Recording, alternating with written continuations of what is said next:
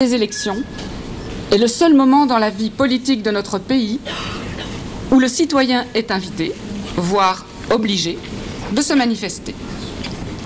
Non pour donner un avis ou livrer une analyse sur les questions qui le concernent, mais seulement pour donner sa voix, et puis être réduit au silence et à l'obéissance. Réduits ainsi à l'état des lecteurs, nous sommes de plus en plus nombreux à ressentir et à observer le fossé toujours plus grand qui s'installe entre la sphère politique et la réalité citoyenne, fossé dans lequel s'enlisent et disparaissent les idéaux démocratiques qui devraient constituer le socle de base de notre organisation sociale.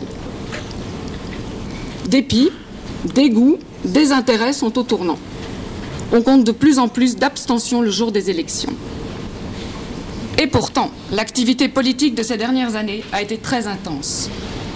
Les événements et les traités se sont bousculés, mais en silence, ou presque. Quelques bastions citoyens restent vigilants et tentent de décrypter au travers d'une information tronquée les véritables desseins d'une classe politique bientôt privée de tout pouvoir. L'enjeu est important, le défi presque colossal. Derrière nos instances officielles, d'autres institutions non élues sont à la manœuvre. Mais qui oserait, sous peine d'être étiqueté populiste, mettre en cause la légitimité de la Commission européenne ou critiquer l'existence du mécanisme européen de stabilité? En signant le traité de Lisbonne et en adoptant les traités qui ont institué le MES et dernièrement le TSCG, nos élus ont trahi la confiance des citoyens. Ils ont bradé leur pouvoir en cédant notre souveraineté à des institutions privées internationales. Et tout cela dans le plus grand secret, ou derrière les écrans des éternelles questions communautaires. Ces transferts de pouvoir et autres hémorragies d'argent via le TSCG vers des institutions toutes puissantes et non démocratiques n'ont pas seulement fait l'économie d'un débat démocratique, voire d'un débat tout court au sein de certains parlements, mais ont également dribblé toute révision de la Constitution belge. L'austérité imposée par le TSCG s'insinuera sans peine dans nos rouages sociétaux et économiques via une providentielle et 6e réforme de l'État.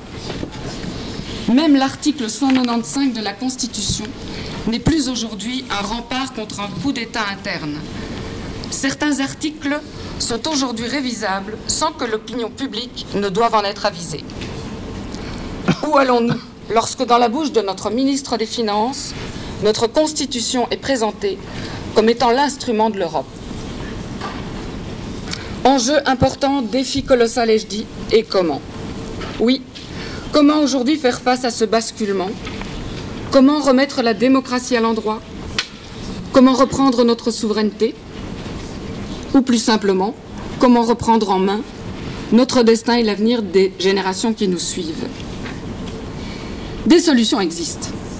À ces questions fondamentales et urgentes, nos invités ce soir proposent des réponses. Pour en débattre, nous avons le très grand plaisir et l'honneur d'accueillir M. Étienne Chouard, professeur de lycée français,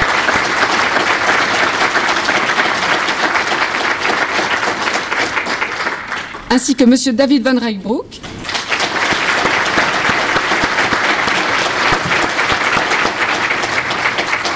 auteur du livre Contre les élections qui est paru dernièrement. Voilà, j'allais vous demander de les applaudir, c'est chose faite. Voilà, après l'intervention de nos invités, les questions et réponses seront les bienvenues. Enfin, les questions, en tout cas les réponses aussi. Voilà, donc je passe la parole à Étienne. Bonsoir à tous. Ah, ça fait du bien de vous voir si nombreux. C'est chaque fois la même énergie, là, c'est vraiment... Et puis ça va, en fait, ça va grandissant. Merci beaucoup d'être là. Je suis très très content, moi, d'être là aussi. Content de rencontrer David. Je vais essayer d'être court. J'ai préparé quelques questions sur le travail que je viens de découvrir de David avec son nouveau bouquin. Je vais essayer d'être court pour qu'on ait ensuite de la place pour vos questions et nos réponses pour que ce soit interactif. D'un mot, peut-être, je réfléchis depuis 10 ans à la place du tirage au sort dans la démocratie, et depuis que j'ai découvert en 2005 qu'en fait il n'y a pas de démocratie sans tirage au sort, que l'élection est aristocratique par construction, elle consiste à choisir le meilleur, Aristos, et qu'en fait on le sait depuis longtemps, les humains le savent depuis longtemps, on l'a juste oublié, on l'a pas appris à l'école, et on a beau être âgé aujourd'hui, on peut être complètement ignorant de cette banalité finalement, qui a été une banalité pendant des siècles et des siècles. Il n'y a pas de démocratie sans tirage au sort. Alors, je travaille là-dessus depuis 10 ans, et si je dois résumer l'essentiel de l'essentiel, je dirais que nous ne sommes pas aujourd'hui en démocratie, nous sommes dans un régime représentatif qui est conçu depuis le début, depuis 200 ans, depuis l'époque des pères fondateurs américains et de Sieyès et la bande des révolutionnaires français, enfin des thermidoriens.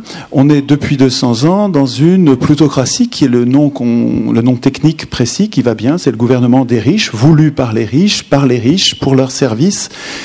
Et on a appelé gentiment ce régime le capitalisme sur le plan économique, mais en fait, je trouve qu'on devrait l'appeler le crapulisme, et que ça permettrait mieux de montrer qu'on n'est pas d'accord, et qu'on imagine d'autres façons d'organiser l'économie. Il y a d'ailleurs une des questions que je vais soumettre au feu de la critique de David tout à l'heure, qui concerne justement l'implication économique de ce choix de société qui consiste à donner aux plus riches le pouvoir politique. Donc, je découvre donc depuis 10 ans que le régime dans lequel nous vivons n'est pas une démocratie, que c'est voulu comme ça depuis le début, et le livre de David le confirme. Donc je passe rapidement là-dessus parce que ce sont des points d'accord évidents et importants. Le livre de David montre de façon très ramassée et dense l'histoire de cette escroquerie. Les pères fondateurs de nos régimes savaient très bien qu'ils n'instituaient pas une démocratie. Et pourtant, depuis le début du 19e siècle, nous l'appelons démocratie. En tout cas, on nous conduit à l'appeler démocratie, ce qui nous complique considérablement la vie pour imaginer une alternative. Nous n'arrivons pas à dire ce qu'il nous faut, c'est la démocratie, parce que le mot est pris par son strict contraire, et c'est très malin. Mais c'est facile. Enfin, ça peut être déjoué à condition de remettre les mots à l'endroit. Quand on remet les mots à l'endroit, quand on donne au mot démocratie son sens strict, la critique du régime actuel devient possible, et la formulation de ce que nous souhaitons aussi. Je vais regarder mes notes pour ne pas oublier le fait que nous ne soyons pas des citoyens, c'est dans la même veine, je vais passer rapidement là-dessus. Oui, sur les points essentiels, je pense que si je dois résumer notre problème, c'est que nous n'avons pas de constitution. Le texte qui est appelé Constitution n'en est pas une. Une Constitution, ça sert à nous protéger contre les abus de pouvoir. Certes, on apprend à l'école qu'une Constitution, ça sert à instituer les pouvoirs, et on n'apprend que ça. On apprend un petit peu que ça sert à séparer les pouvoirs, parce que les pouvoirs, c'est dangereux, mais on ne nous en dit pas plus. Je pense que les citoyens devraient se passer le mot entre eux de cette vérité importante que nos aïeux ont découvert depuis longtemps. Une constitution, c'est le moyen de nous protéger des abus de pouvoir. Donc ça sert à affaiblir les pouvoirs. Ce que nos aïeux n'ont pas encore mis au clair pour les générations qui viennent, c'est que pour que ça marche, il ne faut pas que ce soit les hommes au pouvoir qui écrivent ces règles-là. Puisque c'est eux qui doivent la craindre, la Constitution. Il ne faut pas que ce soit eux qui écrivent les règles. Je pense que tout est là. Moi, le cœur de mon boulot, c'est ça. C'est de vérifier avec vous dans les controverses, puis de semer la graine pour qu'on soit nombreux à défendre cette idée. Pour que nous ayons une vraie constitution, il faudra qu'on l'écrive nous-mêmes. Bon. Sur la place du tirage au sort, je vais arriver à ma première question sur le travail de David. Sur la place du tirage au sort, je lui ai posé la question déjà sur France Inter au début de la semaine. On était ensemble, mais on avait peu de temps, l'émission était courte, et cette fois-ci, tu vas pouvoir répondre un peu plus longuement, ça va être bien. il y a trois, je vois, et il y en a peut-être d'autres, mais je vois aujourd'hui 3 usages du tirage au sort. Des usages qu'il faut mettre au clair entre nous de façon à éviter les malentendus. Parce qu'on peut très bien être contre un usage du tirage au sort et pour les 2 autres usages ou pour un autre usage. On n'est pas obligé d'être pour en bloc ou contre en bloc le tirage au sort. Le tirage au sort est en fait une procédure qui met à l'écart la volonté.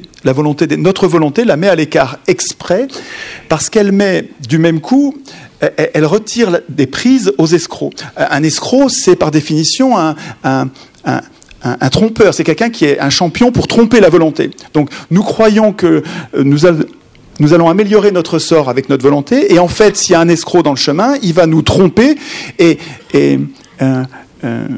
c'est parce qu'il y avait une prise. Avec le tirage au sort, comme on retire la volonté dans la prise de décision, on retire aussi la prise aux escrocs. Du même coup, le tirage au sort est une espèce d'antidote contre les voleurs de pouvoir, contre les voleurs, contre les menteurs, Et alors, après ça, il faut qu'on décide entre nous quelle dose on en met, quelle dose de tirage au sort on insuffle dans nos institutions. Alors, premier usage fondamental, à mon avis majeur du tirage au sort, celui des chambres de contrôle. Puisqu'une constitution, ça sert à limiter les pouvoirs, on va avoir besoin d'organes de contrôle. Le tirage au sort, ça marche pratiquement toujours avec des chambres. Hein, c'est collégial, on ne tire pas au sort une personne. C'est rare, hein, la plupart du temps. Pour se protéger d'un des défauts du tirage au sort, on ne tire pas une personne, mais plusieurs, ce qui corrige un défaut substantiel du tirage au sort. Et donc, le défaut disparaît. Et donc, les organes de contrôle devraient être des chambres. Tous les pouvoirs devraient avoir peur de quelque chose. Tous les pouvoirs devraient avoir peur de quelque chose, et ça va être à nous d'écrire ça. C'est-à-dire qu'à chaque fois qu'on va instituer un pouvoir, il faudra qu'on pense à instituer non seulement le pouvoir, mais aussi son contrôle. Et ça pourrait être tout simplement une chambre de contrôle tirée au sort. Par exemple, le gouvernement serait menacé par, surveillé par et potentiellement puni par une chambre de citoyens tirée au sort. Autre exemple, les juges pourraient être surveillés et contrôlés et éventuellement punis par des chambres tirées au sort de citoyens. Les médias, les journalistes pourraient être surveillés par, contrôlés par, éventuellement punis par des chambres de citoyens tirées au sort. Les banques pourraient être, je prends les 5 pouvoirs, hein, les 3 pouvoirs de Montesquieu, hein, législatif, exécutif, judiciaire, plus les deux pouvoirs modernes que nous devrions instituer, parce que Montesquieu ne pouvait pas y penser, mais ils sont plus dangereux encore que le Parlement. Hein. Ce sont les médias, la télé et la banque. Mais ces pouvoirs-là devraient, si nous les instituions nous, hein, ça n'arrivera que si nous en occupons nous-mêmes. Hein. Mais si nous les instituions, nous prévoirions des chambres tirées au sort. Premier usage. Donc là, en général, les gens percutent vite, comprennent vite et on est d'accord. Pour l'instant, je n'ai pas vécu de désaccord là-dessus. Tout le monde tombe d'accord, donc je passe vite là-dessus. Deuxième usage, alors là, qui peut faire l'objet de discussion, tu en parles dans ton bouquin, le tirage au sort de l'organe législatif, du corps législatif. Tu en parles dans ton bouquin, le tirage au sort de l'organe législatif, du corps législatif. Et tu proposes cette astuce qui est tout à fait équilibrée, qui consisterait à non pas tirer au sort la chambre législative, mais tirer au sort une des chambres et continuer à élire l'autre. C'est-à-dire qu'on garderait ce qu'on connaît, on passerait pas complètement dans un monde nouveau, on garderait la chambre des professionnels, qui serait l'Assemblée nationale par exemple. Donc l'Assemblée nationale élue, c'est la chambre des professionnels et compétents. Et puis on mettrait à côté, au lieu de mettre une autre chambre élue, on mettrait une chambre tirée au sort qui, elle, serait incompétente. C'est justement c'est ce qu'on veut, mais en fait on veut qu'ils nous ressemblent et qu'ils soient surtout honnêtes, qu'ils nous ressemblent avec nos problèmes, qu'ils nous connaissent parce qu'ils sont nous-mêmes. Et par le tirage au sort, on aurait la moitié de femmes, hein, mécaniquement, puisque le tirage au sort va pas. Il n'y a pas besoin de faire de quota pour avoir une chambre qui nous ressemble. Il faut trouver le nombre qui va bien pour la population que vous voulez représenter. Pour un pays comme la France, le nombre qui va bien, qui s'appelle l'échantillon représentatif, c'est 1000, un peu plus de 1000. Avec un peu plus de 1000, vous allez avoir une proportion des catégories socio-professionnelles qui ressemble à quelque chose près à la population que vous voulez représenter. Et si on le considère comme un échantillon représentatif parce que on s'aperçoit que si on le double ou si on le triple, la proportion n'est pas vraiment changée. Donc en fait, on a réduit et c'est un concept scientifique qui est nouveau, qui en politique peut tout changer. Donc, ce sur quoi je voulais insister sur cette chambre-là, c'est que, et je te le disais à la radio l'autre jour, il me semble qu'il faut faire attention parce que je sache, dans l'histoire des hommes, on n'a jamais confié le pouvoir de voter les lois à des tirés au sort. Les tirés au sort à Athènes ne votaient pas les lois, ils les préparaient comme une administration prépare les lois, comme des commissions préparent les lois, mais ce n'est pas les tirés au sort qui votaient les lois. Les tirés au sort, et c'est vraiment fondamental, quand on désigne par tirage au sort, on fabrique des serviteurs. Mécaniquement, parce qu'ils sont tirés au sort, ils ne se sentent pas supérieurs, et donc ils restent nos serviteurs. Et c'est ça la puissance du tirage au sort, c'est que parce qu'ils sont désignés comme ça, on va pouvoir, nous, les autres, tout le monde, les 99, enfin tout le monde, on va pouvoir garder le pouvoir. C'était ça l'idée, je crois, à Athènes, c'est que les tirés au sort restaient à leur place de représentants serviteurs. Alors que l'élection, au contraire, vraiment mécaniquement, parce qu'elle choisit les meilleurs, elle les met dans une situation supérieure et elle en fait des maîtres. Même s'ils veulent pas être des maîtres au début, la procédure, consubstantiellement, la procédure d'élection fabrique des maîtres. Alors, donc,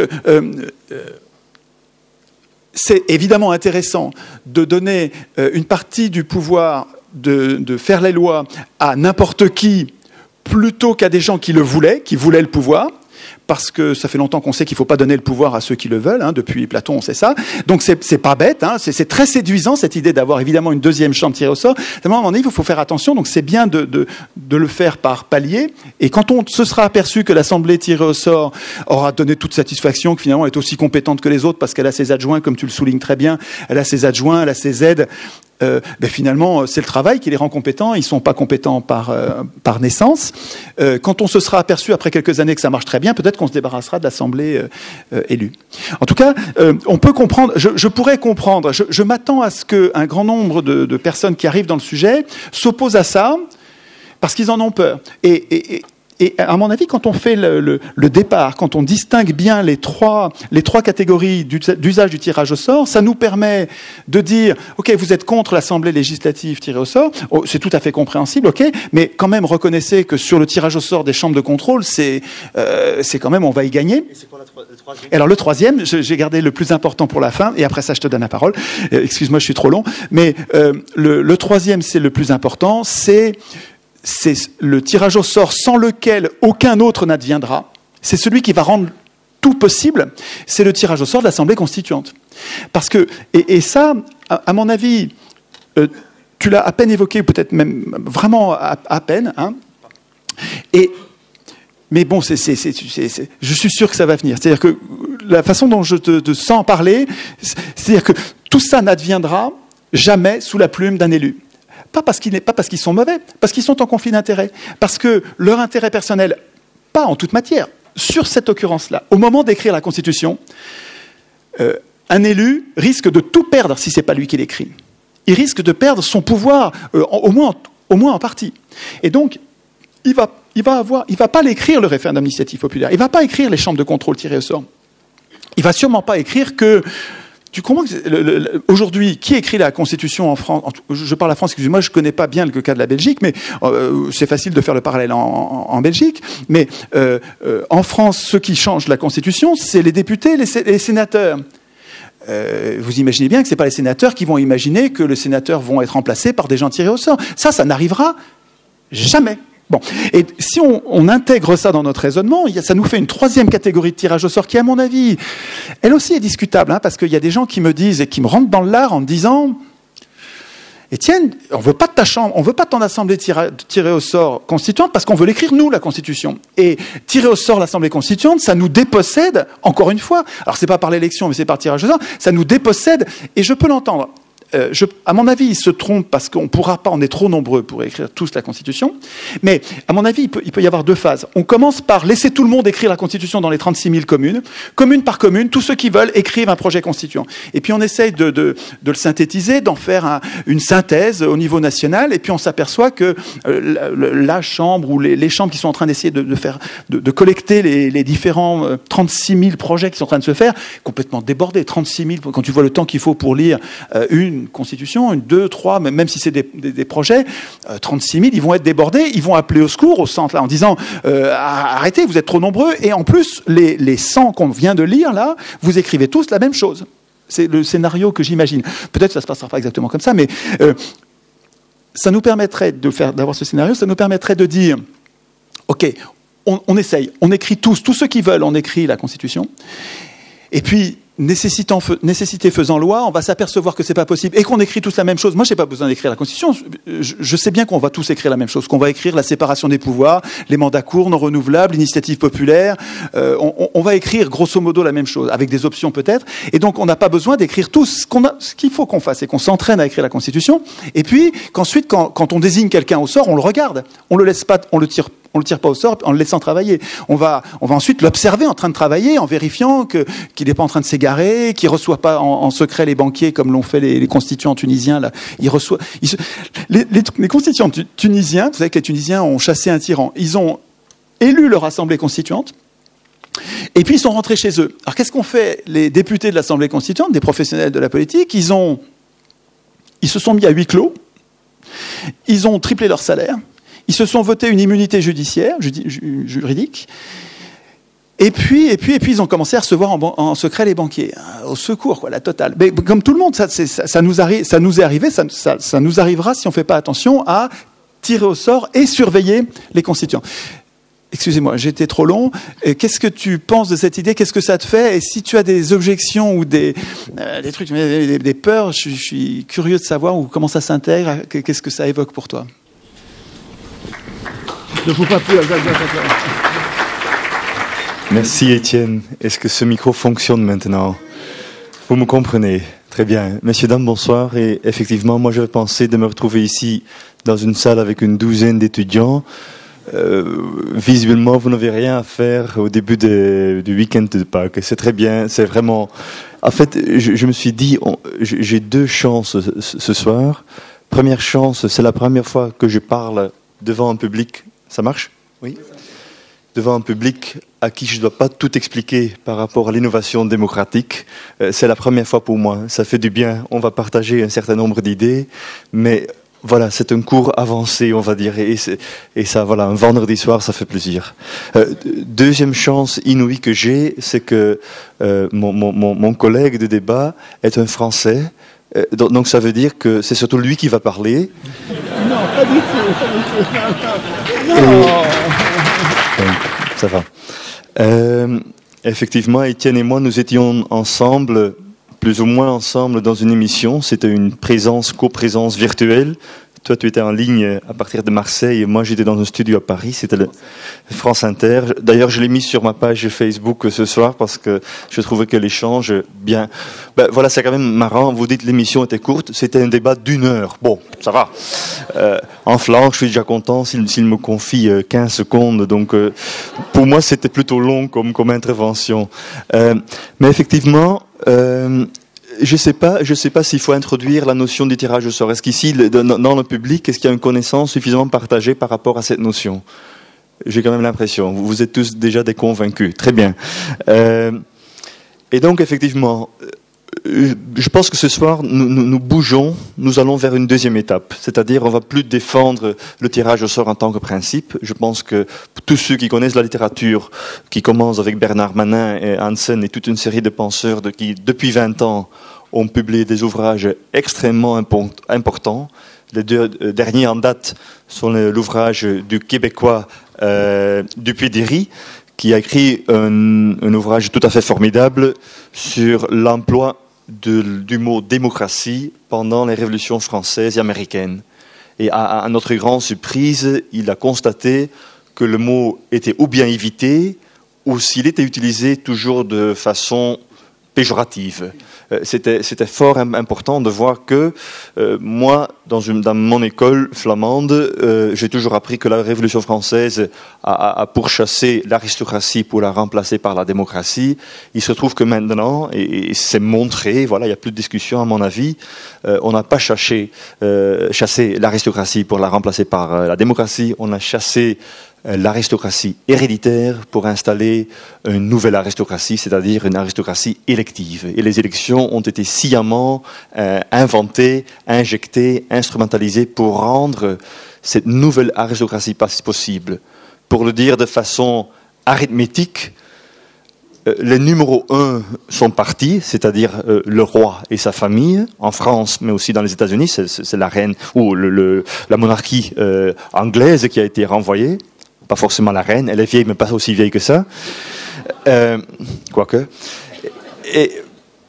Et donc, c'est en fait les numéros 2 qui ont repris le pouvoir, plus ou moins selon le schéma qu'on a pu constater en direct il y a quelques années en Égypte. C'est le peuple qui a fait la révolution de la place Tahrir, ce sont les frères musulmans qui ont remporté. Donc on voit toujours, la révolution est faite par des pauvres, le nouvel État post-révolutionnaire est créé par ceux qui étaient juste en dessous du sommet. Donc ils pourchassent le sommet pour prendre le pouvoir, et si ça ne marche pas toujours, l'Égypte et la France de la fin du XVIIIe siècle sont fort semblables dans un très vite échangement de décors et de personnel.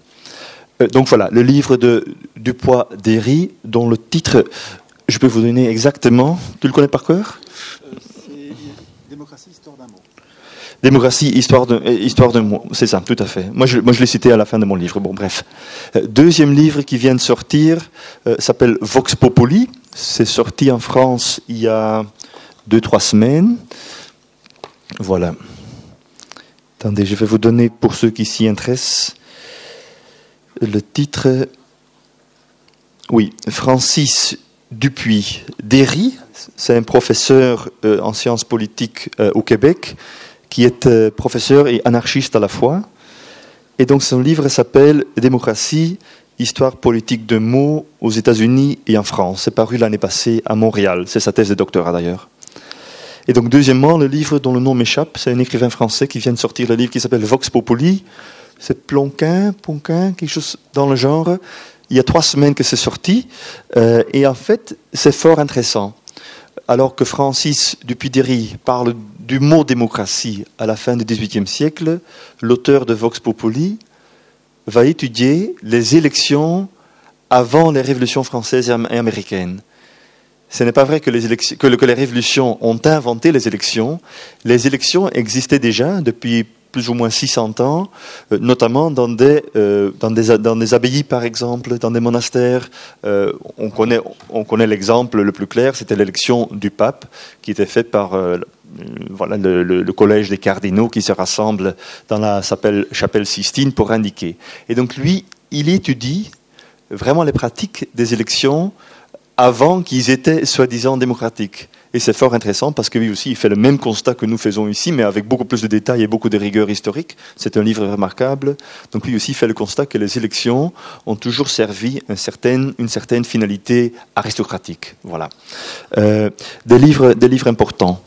Nous sommes élus, c'est à l'opposition et à la population de nous subir pendant 4 ans. Après 4 ans, ils peuvent dire. Il a dit ça il y a 2 mois. Bref. Son fils est le président du Parti socialiste actuel. Il ne se prononce pas, peut-être pas pour blesser son papa, je ne sais pas. Mais le numéro 2 du parti est une jeune femme issue du Limbourg flamand qui a créé des processus participatifs dans la ville de Genk. C'est une ville minière qui vient de subir un désastre économique majeur avec la fermeture d'une usine d'assemblage de voitures. Et donc là, elle crée des sommets citoyens avec des gens tirés au sort pour venir discuter le futur. C'est de façon informelle, mais elle était échevine là-bas, donc conseillère municipale.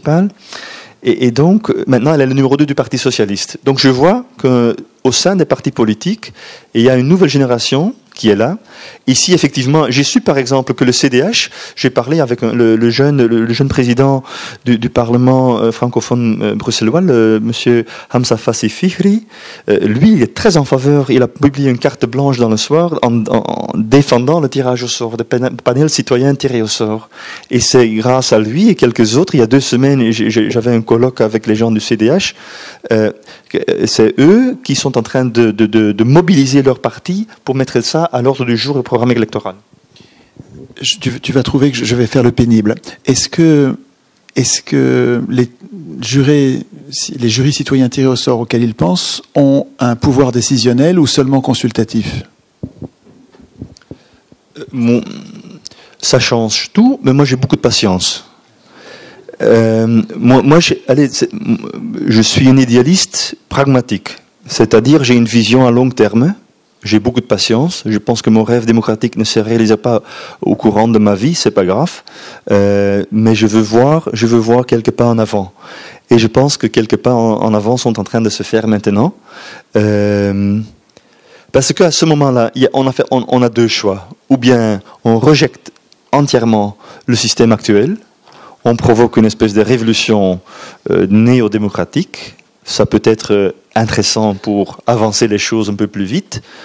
Ça peut aussi être le cas qu'on va se retrouver dans un contexte égyptien. Voilà. Ou bien on fait ça version maoïste, c'est-à-dire, comme disait bien Mao, il faut entamer la longue marche à travers les institutions. Et moi, je pense, c'est sans doute une action beaucoup plus lente, mais peut-être plus solide et plus soutenue. Et donc moi, je pense, si on opte pour la procédure lente, ce sera les partis, on a intérêt à convaincre les partis politiques à mettre en œuvre certaines de nos idées. Et c'est vraiment le travail qui est à faire là maintenant. C'est un peu moins spectaculaire, c'est moins romantique certainement, mais j'ai toujours un peu peur de trop de romantisme dans la démocratie. Alors que je suis très romantique.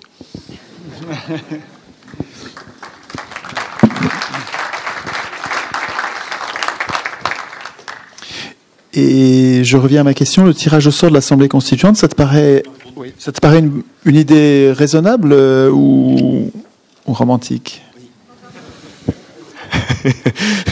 Je suis fort heureux qu'ils commencent à reprendre mon vocabulaire aussi. Ils sont tous des voleurs de pouvoir. Voilà, je le fais aussi un petit peu. Ce qui me frappe dans les débats, à travers un certain nombre de pays, États membres de l'Union européenne, il y a un certain nombre d'États où on parle beaucoup de la Constitution. C'est notamment la France, la Belgique francophone et l'Espagne. Ailleurs où je vais, on n'en parle pas. Donc je constate qu'il y a un intérêt, presque une obsession avec la Constitution dans un certain nombre de pays, alors qu'il y en a d'autres pays où on travaille autant sur l'innovation démocratique sans forcément parler de la Constitution. Et je l'ai souvent constaté dans des rencontres internationales que ce sont essentiellement des Français et des Espagnols qui défendent, je ne sais pas en Italie, peut-être que des gens en savent ici, est-ce qu'en Italie aussi il y a cette volonté de réécrire la Constitution? Pas forcément. Voilà. En Allemagne, voilà. Mais donc là où moi je vais, je le constate pas. Et donc, serait-il possible de réécrire la Constitution avec le tirage au sort? L'exemple le plus poussé est pour moi l'Irlande. L'Irlande est l'exemple. Il y a 3-4 semaines où on vient de clôturer la Convention constitutionnelle irlandaise. C'était, et ça c'est vraiment incroyable, une initiative gouvernementale. Les autorités irlandaises ont tiré au sort 66 citoyens pour discuter avec 33 parlementaires pendant 14 mois, un certain nombre de week-ends, la réécriture de 8 articles de la Constitution irlandaise, où il y avait notamment l'article sur le mariage homosexuel. Et vous allez être surpris, moi j'étais au moins surpris, donc 99 personnes ont parlé pendant plusieurs week-ends, des milliers de rapports ont été soumis par les églises, l'église catholique est quand même un facteur très puissant en Irlande, les associations des homosexuels, voilà, le monde associatif s'y est mêlé. Et à la fin de compte, 80% de cette convention a voté pour qu'on change la constitution irlandaise pour rendre possible le mariage homosexuel. Donc là, pour moi, c'est l'exemple qui a été le plus poussé pour réécrire une certaine partie. Donc il s'agissait de 8 articles, mais c'est quand même fort. Maintenant, les recommandations de cette convention doivent encore passer par le Parlement. Pardon ? Elle dit...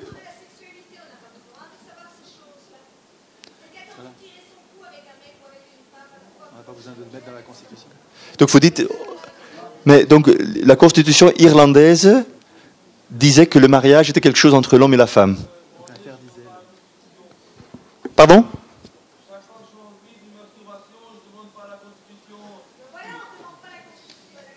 Non mais c'est un exemple, il ne faut pas fixer là-dessus. C'est sur le mariage. C'est à propos du mariage, c'est pas... Oui, mais c'est à... De toute façon, c'est un exemple, il ne faut pas fixer. Pardon, c'était un exemple, pardon.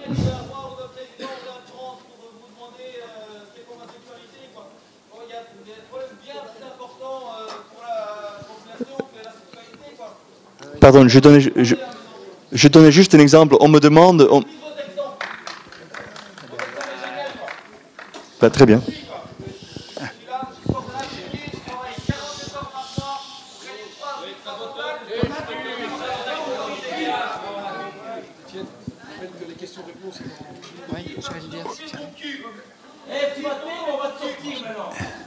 Ne vous mettez pas en colère, c'est un malentendu. C'était juste un exemple qui montrait que des citoyens tirés au sort étaient capables de réfléchir. Non, on n'est pas là pour ça. N'ayez pas peur, c'est fini. Voilà. Ok, donc il y a aussi l'exemple de la Colombie-Britannique qui avait réécrit tout son code électoral avec des citoyens tirés au sort. On commence à avoir quelques exemples qui prouvent que nous sommes capables d'écrire nous-mêmes, de réfléchir et d'écrire nous-mêmes notre constitution. Les ateliers constituants que j'organise partout montrent ça. À chaque fois, j'observe un niveau qui monte, un enthousiasme, un véritable enthousiasme. Les gens... En s'y mettant, en écrivant eux-mêmes les articles sur les sujets de leur choix, notamment sur le référendum d'initiative populaire que nous n'avons pas, notamment sur la responsabilité des juges qui est mal mise en œuvre, etc., sur des points sur la durée des mandats, le renouvellement, sur le contrôle de la monnaie, sur la réappropriation de la monnaie par la puissance publique, sur la définition, la liste des services publics que nous voulons protéger de l'appropriation. Les gens s'emparent de ce sujet avec enthousiasme, parce qu'en fait, on n'a jamais eu ça dans l'histoire des hommes. On nous a jamais proposé. Et je pense qu'on nous proposera jamais. Alors je me trompe peut-être, là je suis peut-être trop sévère avec mes représentants, mais que je vois me trahir à longueur de journée. Je veux dire, moi ce que je vois, le spectacle de mes représentants, c'est plus d'une trahison par jour. Je veux dire, à travers l'Union européenne, la prétendue Union européenne, on est en train de nous organiser des travaux forcés, une régression sociale majeure sans que nous n'y puissions rien. Nous avons de moins en moins de pouvoir sur les acteurs politiques. Nous n'arrivons même plus à les observer, c'est-à-dire qu'ils s'échappent, ils se mettent à huis clos. Le comité 133 ou 33, je sais plus comment il s'appelle, il a changé de nom, est à huis clos. La Banque centrale est à huis clos et elle peut même refuser de recevoir nos parlementaires. Les gens qui ont du pouvoir en Union européenne se sont mis totalement à l'abri des contrôles, se sont émancipés, se sont mis hors contrôle. C'est pour ça que ça me rend un peu sévère et que j'imagine pas qu'ils puissent le... Mais bon, l'enthousiasme que je rencontre quand nous écrivons nous-mêmes notre Constitution me fait penser que nous devrions nous l'approprier, nous devrions écrire la Constitution. Alors, c'est tout à fait... Oui. Non, est-ce que tu me demandes, est-ce que les citoyens sont capables de le faire ? Oui. Complètement. Complètement, il n'y a aucune question. Quand ils ont le temps, et le temps aussi d'échanger avec des experts, comparer avec des autres, et bien sûr, c'est complètement possible. Mais je pense que c'est un défi difficile au niveau stratégique, c'est difficile d'imposer à nos élus une nouvelle constitution écrite avec des citoyens. Mais je pense que techniquement, c'est complètement possible. Oui, alors, moi dans mon esprit, c'est fini. Je n'attends plus rien des élus. Alors bon, c'est peut-être une différence, c'est que moi j'ai compris quoi. Ils me trahissent tant que je n'attends plus rien d'eux. Un peu comme un enfant qui devient adolescent, qui commence à en avoir marre de la férule de ses parents, va pas leur demander pour s'en aller. Il va se barrer quoi. Il va dire maintenant, c'est plus vous qui décidez. Je suis adulte, ça veut dire que je vais voter moi-même les lois auxquelles je consens à obéir. Je ne vais plus me soumettre aux droits écrits par quelqu'un d'autre. Et ça, je pense que c'est quelque chose qu'on devrait pouvoir faire. Ma question, c'était pour voir comment ça s'inscrit dans ce que tu as fait, dans l'analyse du tirage au sort que tu as faite.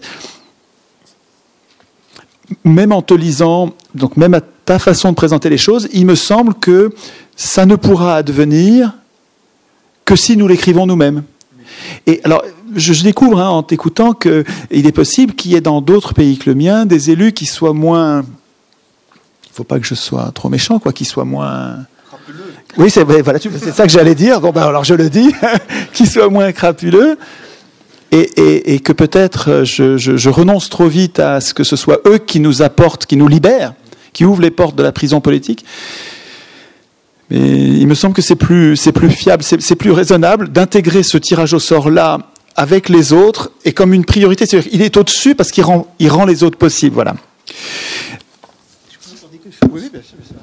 Je pense que c'est possible pour réécrire une constitution avec des gens tirés au sort, parce que je pense que la constitution n'est pas le texte juridique le plus difficile. Il est assez simple. Quand on regarde la constitution sud-africaine, qui est peut-être la plus belle que moi je connais, celle qui a été écrite à l'époque de Mandela, c'est magnifique.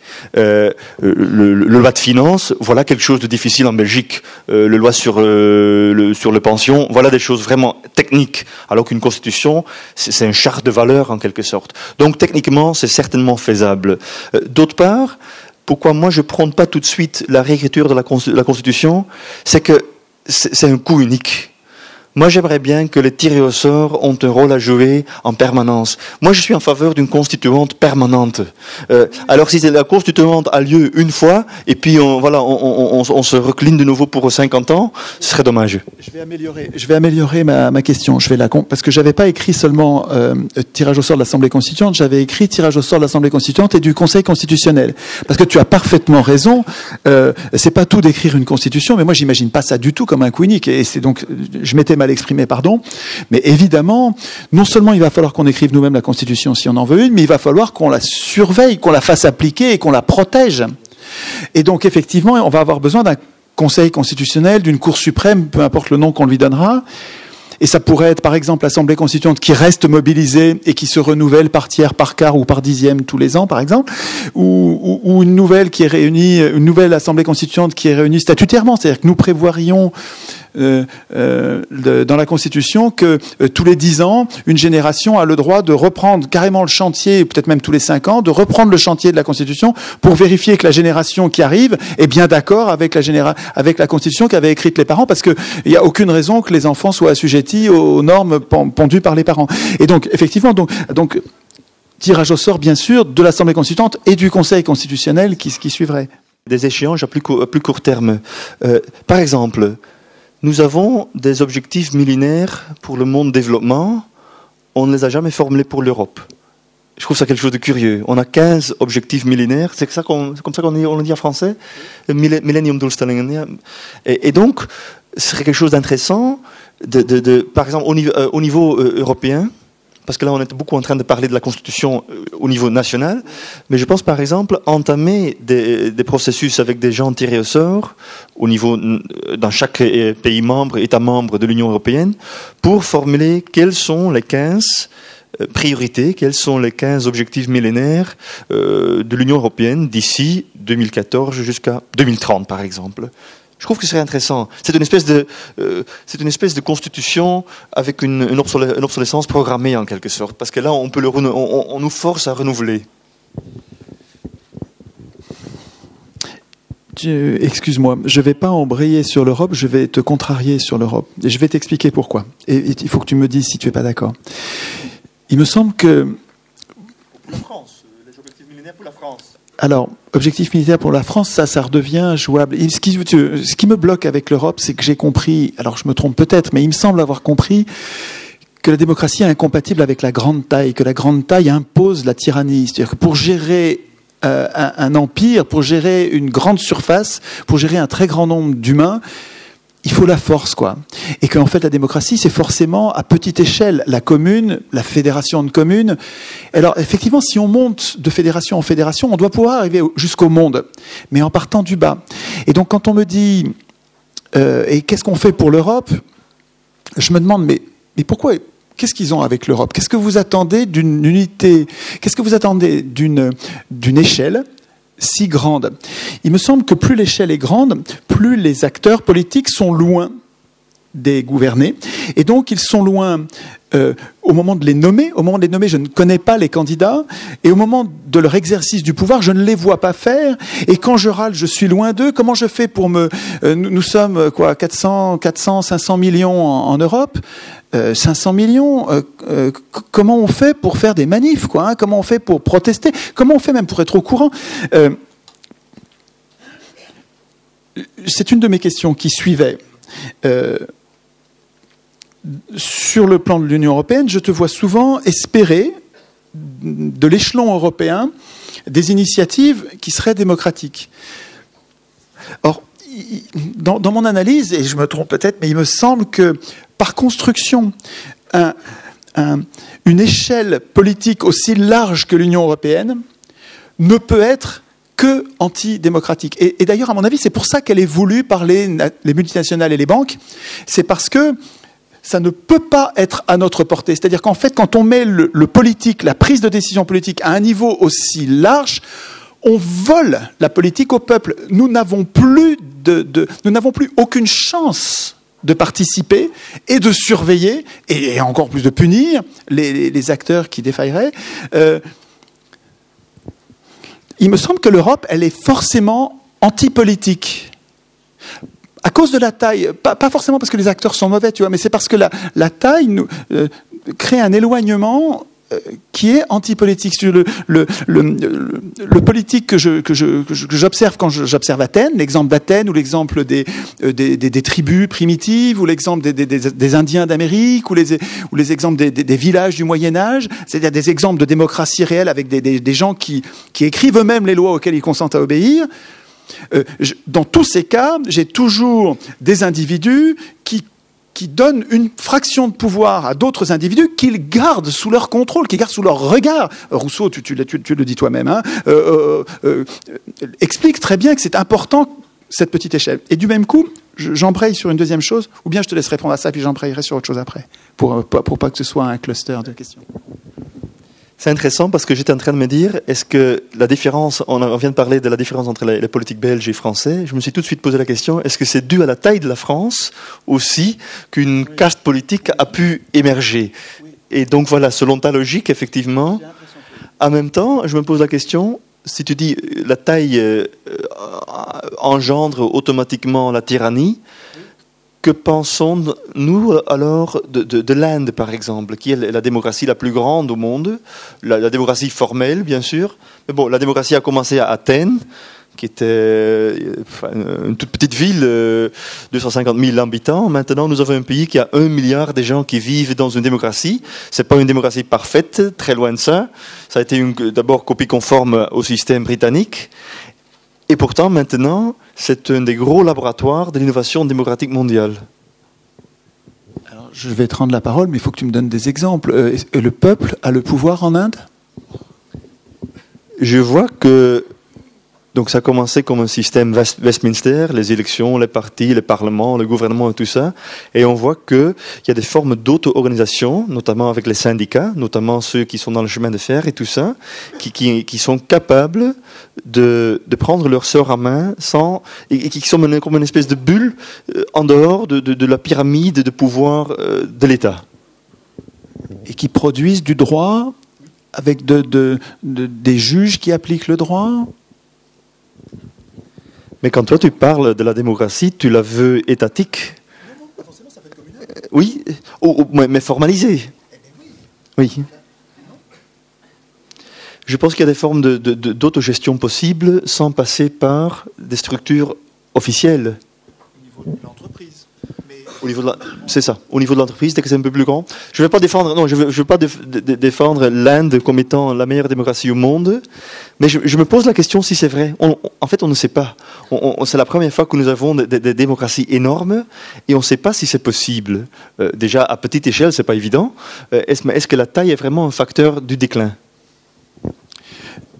Je vais prendre le problème autrement. Pour t'expliquer, le lien que je fais entre la taille, c'est que dans les sociétés primitives, enfin dans ce que j'ai compris de la façon dont ça se passe, quand nous écrivons nous-mêmes nos lois, nous n'avons pas besoin de police.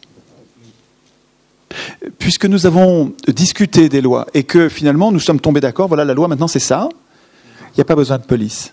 Et j'ai l'impression que mécaniquement, c'est indépendant de notre volonté, dès qu'on grandit, on va avoir besoin de représentants. Si on est nombreux, quand on est 1 million, on ne peut plus discuter. 1 million, tu vois le problème qu'on a à discuter à 100, donc 1 million, on ne peut plus. On a besoin de représentants. Et à ce moment-là, c'est plus nous qui votons nos lois. Et là, il faut une police. Et là, enfin, à mon avis, on n'est plus... Ça y est, on est en train de quitter la démocratie. Et donc en Inde, alors je ne connais pas le cas, donc moi ça m'intéresse, hein, je suis complètement open sur des choses que je ne connaîtrais pas là-dessus, mais il me semble que, enfin, je te disais, même, tu me disais l'autogestion, ça peut être sans formalisme, mais même dans une entreprise, il va falloir les écrire, les règles qui font qu'il n'y a pas de chef. Bah, sinon, tu vas avoir des voleurs de pouvoir très vite quand même, non ? Enfin, les institutions, c'est comme un contrat qui prévoit comment on va faire quand tout va mal se passer. Alors peut-être que ça se passera pas mal, mais un contrat qui prévoirait que tout va bien se passer, il sert à rien. Et une constitution, c'est pareil. Si la constitution, il va falloir, je vais en avoir besoin même pour une entreprise, non ? Alors, mais donc, si la démocratie de grande taille n'est pas possible, comment vois-tu alors le futur de la France ? Pas seulement de la France, c'est en fait toutes nos organisations humaines. Je suis captivé par le travail de Proudhon sur la fédération. Proudhon a beaucoup réfléchi, écrit, un des premiers anarchistes, il a beaucoup, 19e siècle, il a beaucoup réfléchi à cette organisation-là en disant, il n'y a pas de démocratie à une échelle trop grande. Alors je ne sais pas s'il le dit, ça c'est moi qui le traduis comme ça, mais il dit il faut que ce soit au niveau de la commune que ça s'organise et qu'ensuite on se fédère. Et il a beaucoup travaillé sur l'organisation de la fédération. Comment est-ce qu'on garde tel et tel sujet au niveau de la commune ? Il n'appelait pas ça subsidiarité, je crois, mais c'est ça, hein, c'est la subsidiarité, c'est-à-dire que en tant que commune, je décide que tel et tel sujet, les impôts, l'école, c'est notre rayon, nous décidons, notre corps social décide que ces sujets-là, on veut écrire les lois et on ne veut pas que ce soit la fédération qui s'en occupe. Et puis en même temps, on sait bien que pour le téléphone, les voies ferrées, l'électricité, il y a l'armée, il y a quand même des sujets sur lesquels il va bien falloir qu'on se regroupe, et on sait que là-dessus, il faudra qu'on fasse une fédération. Et ça me paraît une organisation qui allie, qui combine bien une vraie démocratie. Pour tout ce qu'on peut faire, on le fait nous. Et une nation avec la puissance, c'est-à-dire en fait la capacité de se défendre contre les dangers extérieurs que permet la fédération. Une fois de plus, c'est vraiment la première fois qu'on se voit, donc c'est intéressant de découvrir les différences. Je pense que tes pensées sont aussi très nourries par le fait que tu vis dans un État extrêmement centraliste. Alors que moi, la plupart des gens qui sont là, nous vivons dans un État décentralisé. Et je peux vous garantir que la fédération, c'est pas idéal non plus. Il y a toujours des soucis. Mais bon, effectivement. Ce serait un sujet d'ailleurs de discuter. Ça m'intéresserait. Il faudrait qu'on se revoie pour ça. Mais discuter des problèmes d'une fédération. Parce que si on institue, nous, une fédération, comme elle va partir du bas, de toute façon, elle va pas ressembler à celle que vous connaissez. Et puis, si on connaît les problèmes, on va prévoir les astuces pour éviter ces problèmes. Oui, tout à fait.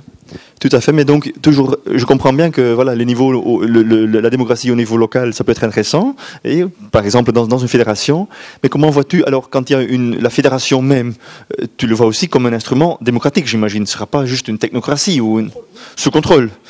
Mais donc voilà, est-ce qu'on pourrait agrandir ce système aussi au niveau européen ? Donc voilà, il y aura un certain nombre de régions de petite taille, plus ou moins, avec un niveau centralisé pour tout ce qui est le reste. Oui, je l'imagine et je l'espère même. Mais je ne vois pas ça pour demain, même si nous commencions à faire des démocraties dans les communes aujourd'hui. Ça y est, on a fait des ateliers constituants un peu partout, ça s'est répandu à toute vitesse. Les journalistes se sont mis à nous aider, on s'est mis à en parler. Maintenant, dans tous les immeubles, dans tous les quartiers, il y a des ateliers constituants à 2 à 3 personnes. Ça y est, ils sont en train de devenir contagieux. Ça y est, ce peuple-là, il est en train de plus vouloir être électeur, il veut devenir citoyen, il se met à écrire une constitution. On dirait que c'est aujourd'hui ça. Ça y est, on est très très très très nombreux à être entraînés à écrire la constitution. Ça y est, on commence à bien connaître les problèmes, on sait comment le dire, on sait qu'il y a plusieurs façons de le dire. Bon, quand on va lire un sujet, quand on va lire une constitution écrite par quelqu'un d'autre, on va la lire plus vite parce qu'on a l'habitude. Ok, on y est. Et ça y est, on s'en empare. Constitution française, non, peu importe, au niveau local, au niveau local. Donc, mais je fais pas de différence entre ta commune, la mienne. On a les mêmes problèmes en fait. On a les mêmes problèmes politiques et on va trouver des solutions en gros comparables. On va pas faire des choix très différents à mon avis sur le plan politique. Si c'est nous qui écrivons les règles, nous les humains avec notre complexion, en fait, on se ressemble. On va avoir des constitutions qui se ressemblent, à mon avis. Et on dirait qu'on y est.